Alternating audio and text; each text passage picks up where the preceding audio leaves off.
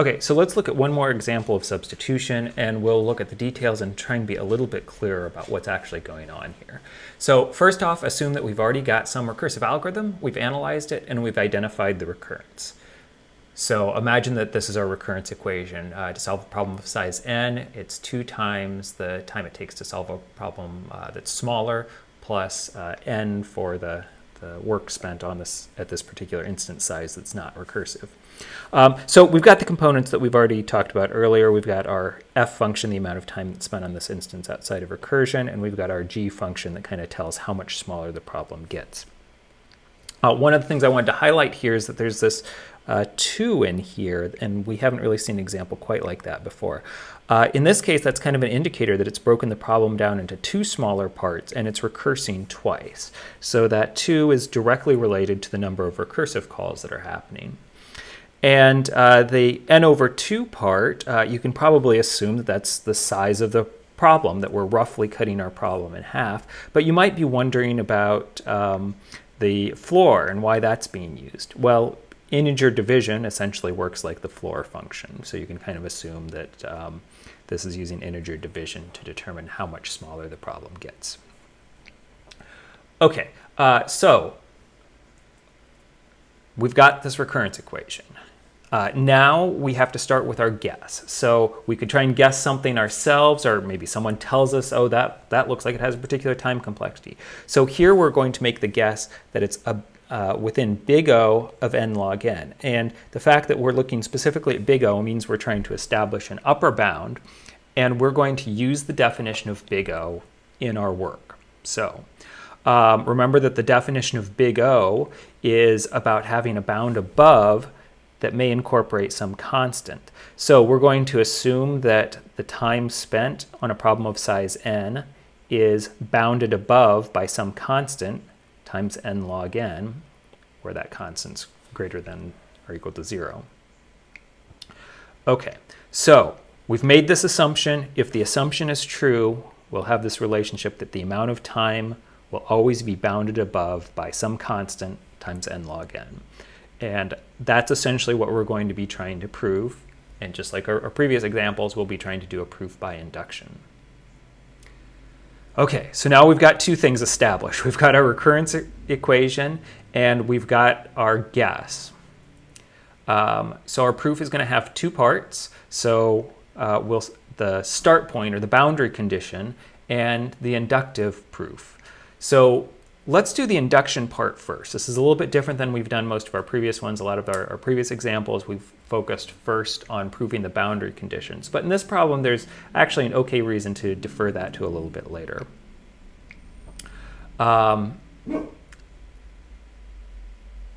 Okay, so we have to start off with our induction hypothesis. So our induction hypothesis is the assumption that what we're trying to prove is true on a smaller problem. And in this case, what do we mean by a smaller problem? A lot of times with induction, we're just going through the integer number line. We're going from an instance of size n to an instance of size n plus 1. In this case, the smaller size problem that makes sense is probably this thing right here, the t of the floor of n over 2. So we'll identify that as our smaller problem. So basically what we're doing here is we're using the right-hand side of our equation to identify what sort of a smaller problem makes sense. And in particular, the relationship between the right-hand side and the left-hand side. So it's kind of the combination of these 2 things. So it looks like it's not just a single integer step apart. It looks like it's dependent on cutting the problem size in half. Okay, so at this point, we've got both our recurrence, we've got our hypothesis about what the answer is, and we've also got our inductive hypothesis, and we've decided what problem size we're going to work with. So kind of explicitly stated, our inductive hypothesis is that when we're solving a problem that is the floor of n over 2, that it'll be less than or equal to some constant c times the floor of n over 2 times log of the floor of n over 2. So all we've really done is we've substituted our start point into our big O definition. And note that we've got a less than there. In this particular proof, we'll be really careful about the inequalities and equalities. Okay, so again, this is about verifying an upper bound. Okay, so now our actual goal, now that we've got an induction hypothesis, is to assume that if we have this induction hypothesis, it will induce the general sort of relationship that we're trying to prove, that T of n is in the O of n log n. Another way of thinking about this is that the time taken on a problem of size n is less than or equal to c times n log n. So again, this is just using our definition of big O. So this is really what we're going to focus on trying to find. We're going to try and demonstrate that that inequality will be true based on our induction hypothesis. Okay, so we've got our recurrence, we've got our guess, we've got our induction hypothesis, and we're trying to show that it leads to this particular result. So from here on, it's mostly algebra and reasoning. So it's a little bit tedious, but we have to be a little bit careful on each step to carefully think about what we're trying to prove and try and move towards our goal and our proof, that this general relationship of T of n being less than or equal to c n log n is true. Okay, so we've got our recurrence, we've got our guess, we've got our induction hypothesis, we've got what we're trying to show. The first thing we're going to do is the substitution part. So this is where the substitution method actually gets its name from. We're going to substitute the thing that we're assuming is true, the induction hypothesis, into the recurrence relation. So we know the recurrence relation is true. It's based on the algorithm. Right now we're assuming the induction hypothesis is true, and we're trying to demonstrate that if the induction hypothesis is true, that it'll lead to the more inequality being true for the bigger problem. Okay, so substitution. We will just take this induction hypothesis's value and substitute it in. Okay, so our original recurrence has this t of the floor of n over 2 part in it. Okay, but note that there's this inequality in our induction hypothesis. So we need to be sure to take that into account. What we're saying is that the thing on the left of the hypothesis is less than or equal to the thing on the right. So we have to carry that through when we do our substitution. The thing on the left will be less than or equal to whatever's on the right after we do the substitution. So note that we've changed the value of, changed the sign there. Instead of being an equal sign, it's a less than or equal sign. We're trying to prove an upper bound, so that makes perfect sense. We're saying it's got to be less than this or equal to it. And again, we've just basically substituted in the right-hand side of our induction hypothesis into the recurrence. Okay, so continuing. At this point, we still need to build towards proving the overall claim is true. So substitution led us to this equation, substitution of our induction hypothesis into our recurrence. Okay, so we've got these floor functions that we need to somehow deal with. And it'd be nice to get rid of that because the thing that we're trying to demonstrate doesn't seem to include the floor function at all. So we can reason about this a little bit. So when I'm thinking about these problems, I kind of tend to think about things along the number line. So we're dealing with values of n that are strictly positive. And if we think about how the floor function works, if we've got some n over 2 here, the floor of n over 2 will either be at that exact same point or it will be to the left of this. Okay, so if n is an even number, the floor of n over 2 is the same as n over 2. If it's an odd number, it's a little bit less. Okay, so if n is positive, we know that the floor of n over 2 is less than or equal to n over 2. So we can expand this. We can just go a little bit higher in our bound above. So we know that the T of n is less than this big, ugly equation that uses the floor. But we know that this big, ugly equation that uses the floor will be less than or equal to the version that omits the floor. So we can simply drop the floor, since we know that it will always be bounded above by the simpler version.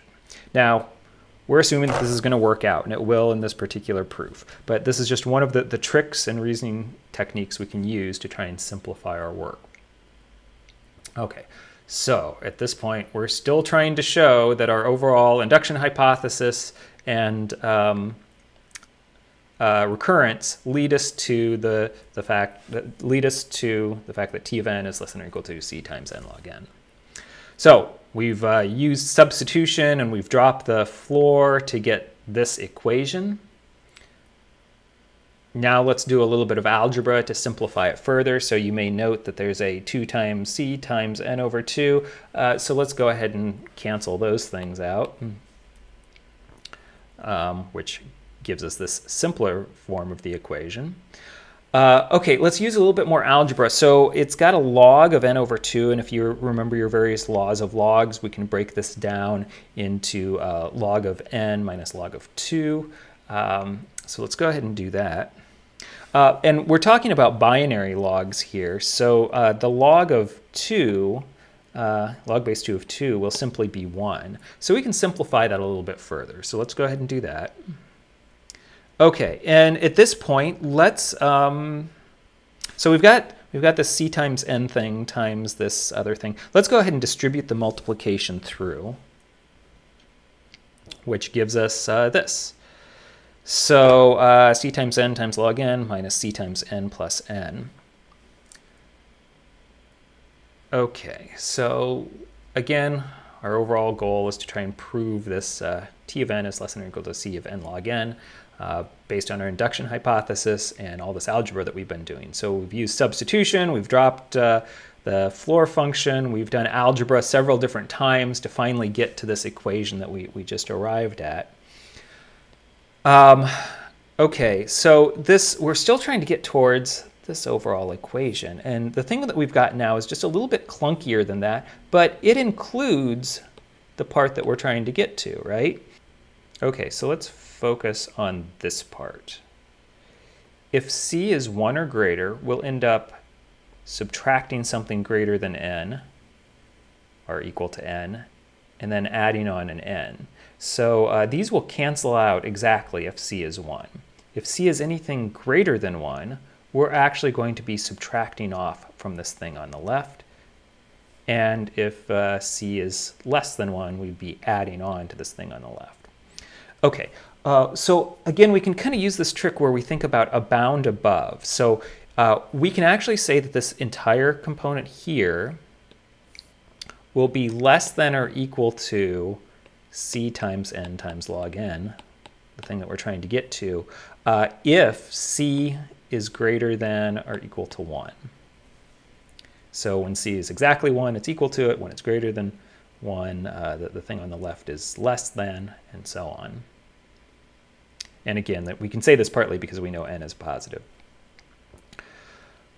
Okay, so by the way, it's important to note that we've now just put a kind of a limitation on our considerations for our constant. C has to be greater than or equal to 1.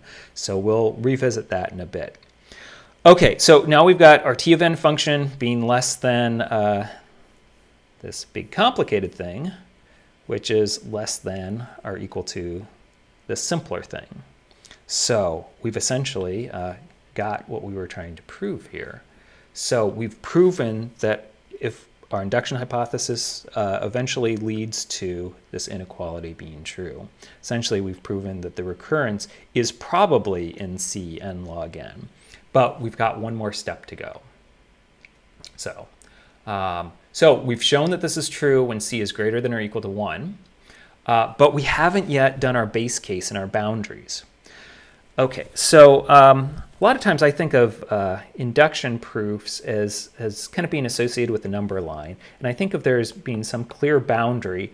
And what we're trying to prove is that there's some cases to the left of the boundary, and if they're true, then we've kind of got this leapfrogging approach where because they're true, each point after the boundary has to be true. But if we don't establish these base cases to be true, our induction hypothesis and our proof by induction is kind of meaningless. If we don't have a starting point, we can't go through this leapfrog process where the starting point proves the next point over, which proves the next point over, which proves the next point over, and so on.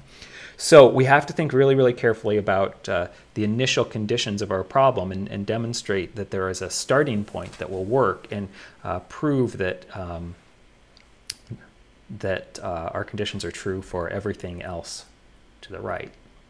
Okay, so our first possible choice is to establish a base case. So we'll kind of assume that a problem of size 1 takes constant time. We'll just assume arbitrarily 1, not caring about the unit as usual. Okay, so if we assume that this is true, then we can go back and plug it into the claim that we've got here, that t of n is less than or equal to c times n log n. So we would say t of 1 is less than or equal to c of 1 times log of 1. Oh gosh, the log of 1 gets ugly. That's a 0, right? So this entire side is going to be 0. And we've said that the problem of size 1, it's got to have some sort of constant time work. It can't be 0 time exactly. So this seems to contradict what we would expect about this problem. We'd expect solving a problem of size 1 takes some time. It's not 0 time. And when we plug this back into our relation, it fails. Okay, so we need to think a little bit about this idea of the boundary and establish other things that could represent the beginning points. It doesn't necessarily have to be 1, but we will come back and try and continue to establish this idea that a problem of size 1 takes constant time. Okay, so again, we've kind of shown that this relation is true for c greater than or equal to 1. We've tried a base case, but one of them failed, and now we have to think about what depends on what. So I want to try and look at other potential choices of base cases, and I want to think about the problems that they depend on. So solving a problem of size 2 will depend on solving problems of size 2 over 1, the floor of 2 over 1, so problems of size 1. Let's think about problems of size 3 too. Solving a problem of size 3 will also depend on the floor of 3 over 2, so it'll depend on problems of size 1. Problems of size 4 will depend on problems of size 2. So I'm actually going to help me think about this. I'm going to kind of draw my little number line here, and I'm going to put some numbers out here. And I'm just going to kind of draw a little circle to indicate dependencies. So a problem of size 2 depends on a problem of size 1. Problem size 3 depends on a problem of size 1. And we're kind of arbitrarily saying that we know a problem of size 1 will take a constant amount of time. But we observed that there were some problems identifying our value of c there. So that's not an appropriate choice for our base case. Okay, so the problem of size 4 depends on a problem of size 2. Okay, that's kind of interesting. So n over 2 is the floor is 2. A problem of size 5, the floor of 5 over 2 is also 2. Okay, a problem of size 6 will depend on a problem of size 3. Oh, that's kind of interesting. And 7 would also depend on a problem of size 3. And 8 would depend on a problem of size 4. Oh, okay, so that's kind of interesting. If we 4 depends on 2, 5 depends on 2, 6 depends on 3, 7 depends on 3, 8 depends on 4. So we've kind of gotten into this point where our successive cases depend on previous cases. So we need to draw a boundary here. Now, if I wanted to draw the boundary here at 2, if I kind of wanted to use 2 as my base case, that wouldn't quite work because I've got problems of size 6 and 7 that depend on a problem of size 3, and 3 doesn't depend on 2. It depends on a problem of size 1. So instead what I'm going to do is I'm going to draw my boundary here between 3 and 4. So this complicates things a little bit. Now I have to, in order to prove everything to the right of this boundary, 4 depends on 2. So I'll need to demonstrate that base case of 2 holds true, and 5 also depends on 2, 6 depends on 3, 7 depends on 3. So I've got these 2 different base cases that I'm going to need to demonstrate hold. Okay, so let's try both t of 2 and t of 3. So from the recurrence, we've kind of established or defined the fact that a problem of size 1 takes 1 unit of time. Let's try and identify what values of c will work for t of 2 and t of 3 and see if it meets with our overall goal of a c being greater than or equal to 1. So if we just substitute into our recurrence relation, work done for a problem of size 2 is 2 times the work from a problem of size 1 plus 2. So that's 2 times 1 plus 2, otherwise known as 4. Okay, so for a problem of 3, 2 times our problem of size 1 plus our n, which is 3. So that's 2 plus 3, which is 5. Okay, so using our recurrence relation and our definition that a problem of size 1 takes a constant amount of time, we've identified the amount of work needed for a problem of size 2 and a problem of size 3. But does that lead to a contradiction, or can we find a valid value of c that will work out here? So we need to find a c such that problem of size 2 is less than or equal to the thing we're trying to prove, c times n log n. So filling in 2 for n log n, 2 times the log of 2.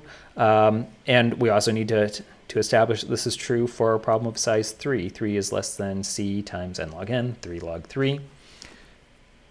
Okay, so we need to find a c such that, we'll just simplify the algebra here. So our t of 2 is the number 4. We'll simplify the right-hand side here, 2 log 2. Log 2 is 1, so that would be 2. It's an error in the slide there.